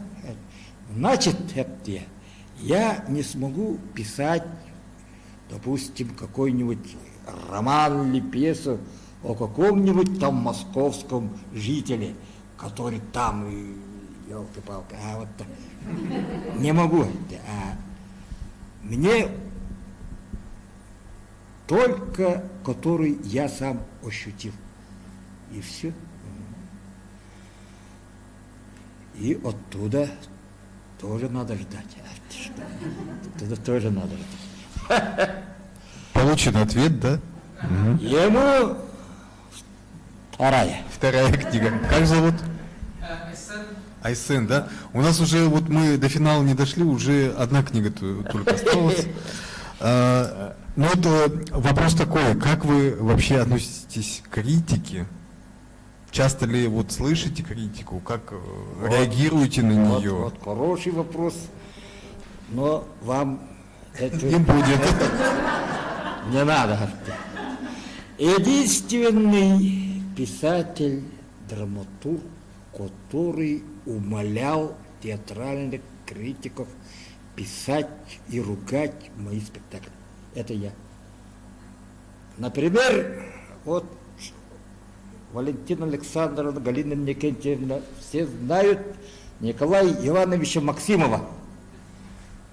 Он известный, он там театровед, он мне постоянно говорил: так, ты что-то там не то, там спектакль я твой видел, там не то, там ты это плохо сделал, это плохо. А я говорю: Николай Иванович, напиши мой спектакль и ругай меня. Я тебе даже бутылку поставлю, там, да. Ругаю, как? Чтоб потом со временем тебя посчитали за дурака. И он отказывается писать. Все. Такое есть. А бывает такое, что вот, нет критики вообще? Вот вышла работа, поставили спектакль, критика, может быть, там режиссеры обсуждают, да, а вот как бы вы ответной реакции в свой адрес не слышите. Как вы, бывает ли такое, как к этому относитесь? Я только однажды рассердился на критика. Захожу в интернет, наш спектакль с Петром Скрявиным «Нева, Черная речка, Ахерон» на Пушкинском международном фестивале была, там был фурор, играли мы без синхрона на русский язык. И вдруг, там тоже дипломы всякие, вот так-то. А потом в интернете читаю, там какое-то обсуждение, и там написано? Ну, там была критика, какая-то женщина, и там написано, которая знает якутский язык, и что этот спектакль там плохой, там плохо написано, типа вот такого. Это где там знаменитый критик, который знает якутский язык. Я не понял где. Кто она, я позвать. Вот так. И все. А остальные мне пусть ругают, это ерунда. Сами как реагируете, вот, когда нормально, да? Бывает в лицо высказывают тоже, да? Или как чаще за спиной, там, в интернете? Каким образом вот, вообще доходит? Ну вот, когда седьмой ангел Скрябин поставился в театре, там ко мне аж подходили, да? Ты что это написал? Ты что это? Таким же вопросом Андрей Савич хотел поставить эту пьесу, а я ему не разрешил. Тебя пока еще ты не готов, не созрел до этого, я тебе отказываю. Как идеализировать киллера, убийцу? Как ты можешь? Они забыли, что покаяние, когда человек покается, он может Савл, превратившийся в кого? В апостола Павла. Это все есть, а они этого не понимают. Такие дела. Так что, ребята, время уже подошло, заканчивать. Время позднее. Время так, ну позднее. Что, если вопросов нет, завершаем, да? Завершаем. Есть. Ладно. Пожалуйста. Больше возможностей не будет. Подготовленная публика, вопросы очень хорошие. Владислав очень профессионально все задает, мне очень понравилось.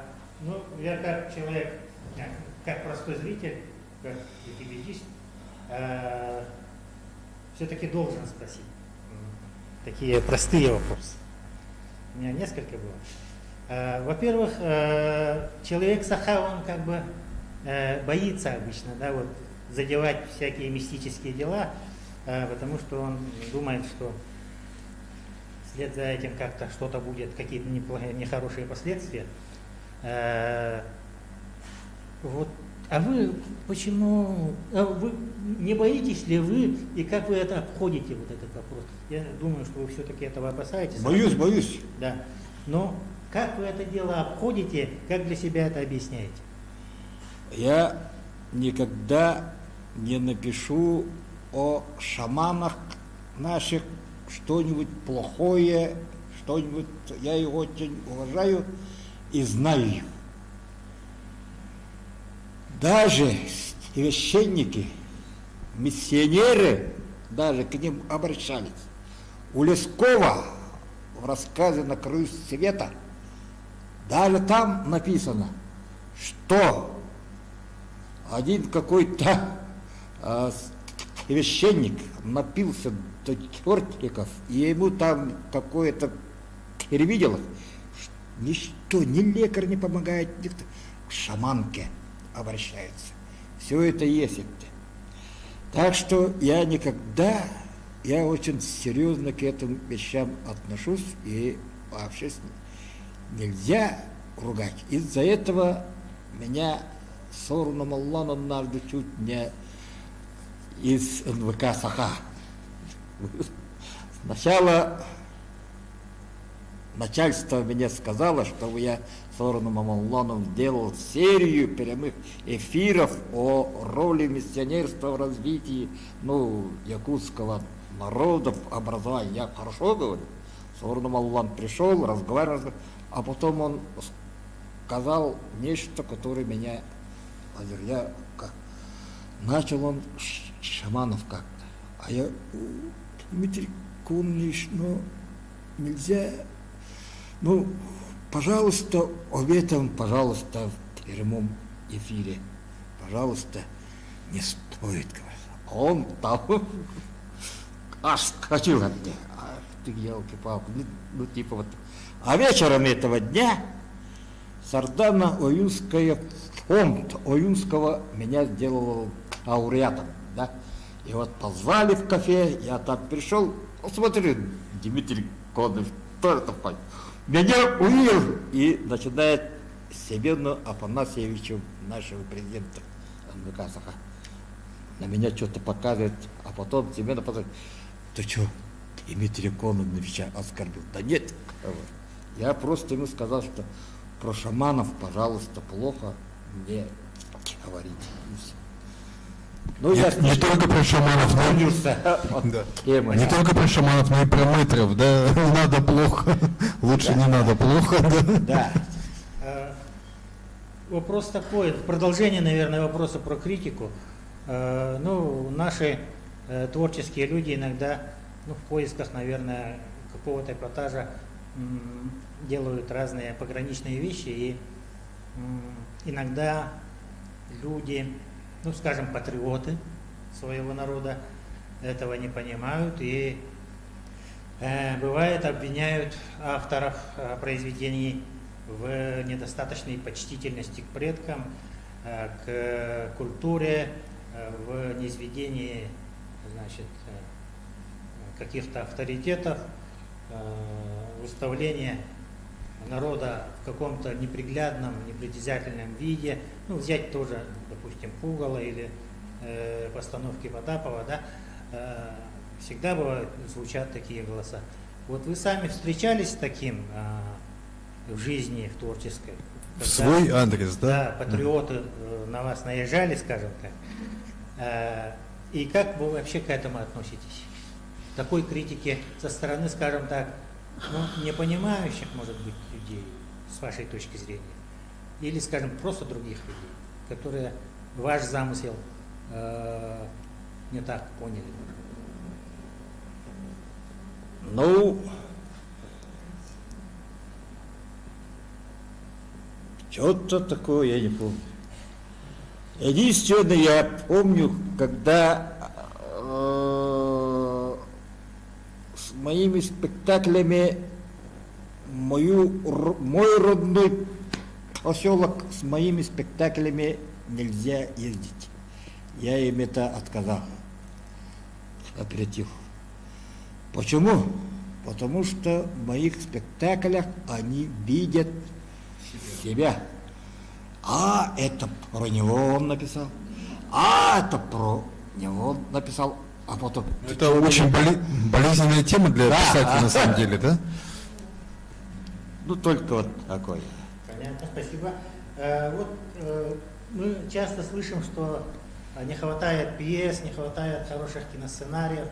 А вы вот как считаете, как киносценарист, как успешный писатель, которого ставят везде, в Хабаровске, в Питере, я не знаю, где-то еще, в Азербайджане. Вот как с этим делом обстоит у нас в России, в Республике Саха? Есть ли, кроме вас, авторы? Ну да, вообще, чего не хватает и, скажем, вот насколько современные наши вот производители, режиссеры, да, там кинопродюсеры уделяют внимание сценарному мастерству и вот, скажем, литературной основе в произведениях. Прямо благородие. Ну,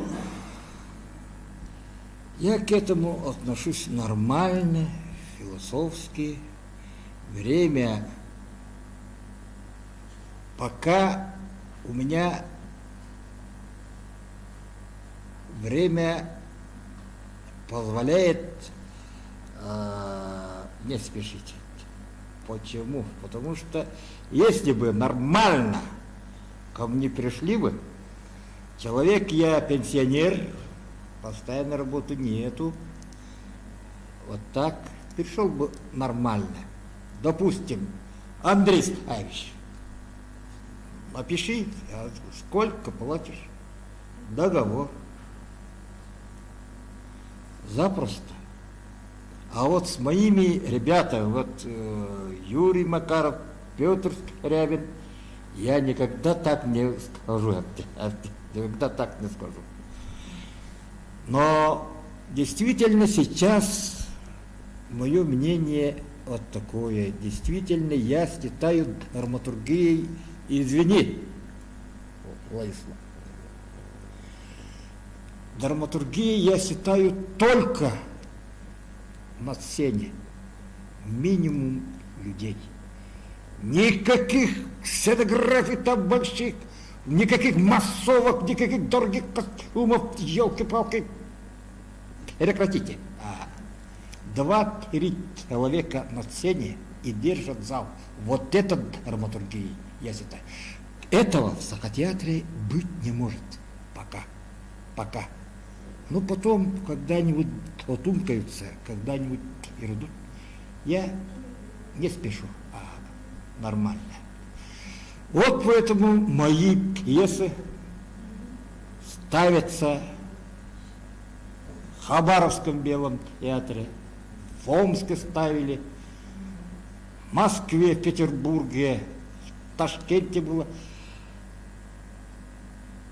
Еще где было, дай Бог памяти. Рядом с Алтаем там. Арнауле, вот так. Это все мои маленькие вещи, не привязанные к этническому. Это я специально вот такой, типа апокалипсиса. Они это идут. Вот поэтому я все свои вещи разделяю. Это Куба, любовь моя, я себе к тебе, Тайван, это все наше. Я это и не буду на русский язык переводить. Это наше. Все. А вот это для мира. Но изначально все пишете на якутском, да? То есть Конечно, у вас все равно мышление, как это бы для язык мира. Вот так. Вот так. У меня еще 2 вопроса. Пожалуйста, конечно. Очень интересные вопросы.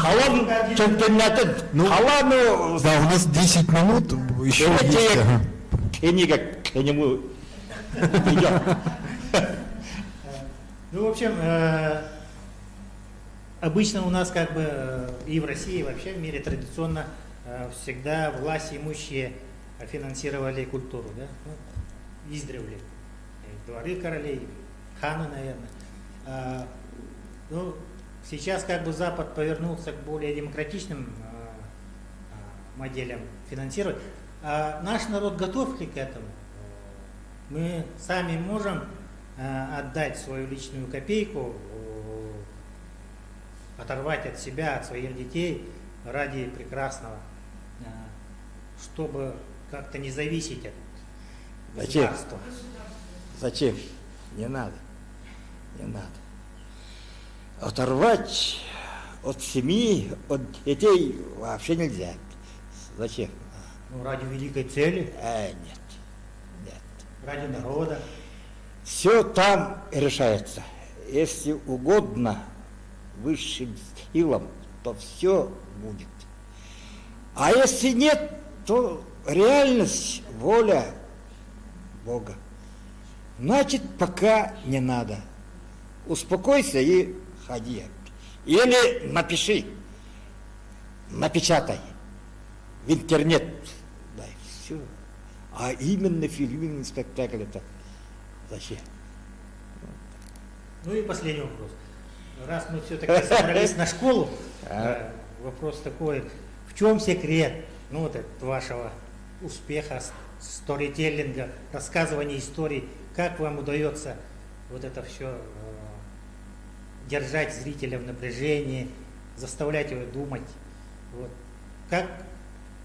Как людям писать? Это надо вот так. Без слов.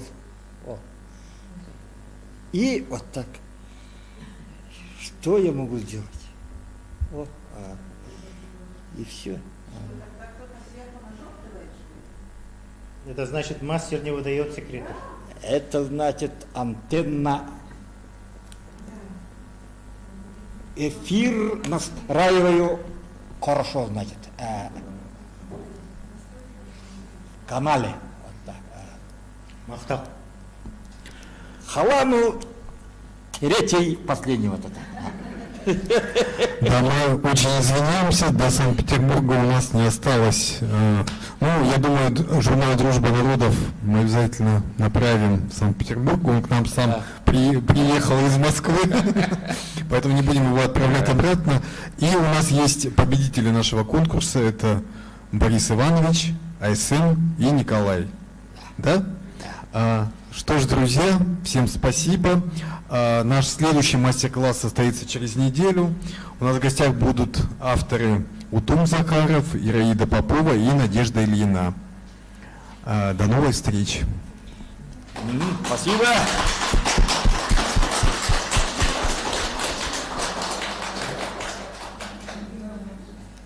Так.